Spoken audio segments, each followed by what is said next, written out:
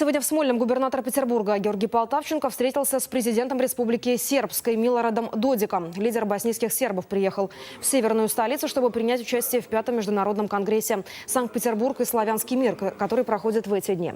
В июне этого года на полях Петербургского международного экономического форума Георгий Полтавченко и Милорад Додик подписали договор о сотрудничестве и утвердили дорожную карту по приоритетным направлениям взаимодействия.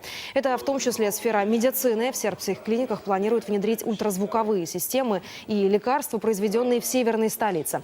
Ну а петербургские врачи изучают опыт иностранных коллег в области реконструктивной хирургии. Также стороны сотрудничают в сфере туризма. Приятно, что мы, в принципе, не просто встречаемся, но и развиваем взаимоотношения между Республикой Сербской и городом Санкт-Петербургом по многим направлениям, в том числе и в сфере торгово-экономической, культурных связей. Добро krećemo.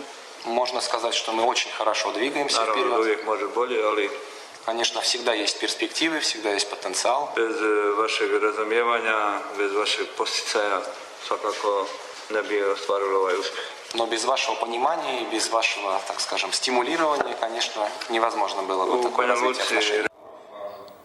Ну и в завершении встречи Георгий Полтавченко и Милорад Додик подписали соглашение о сотрудничестве между президентской библиотекой имени Бориса Ельцина и Национальной библиотекой Республики Сербской. Также в этом году планируют открыть в Петербурге торговое представительство республики.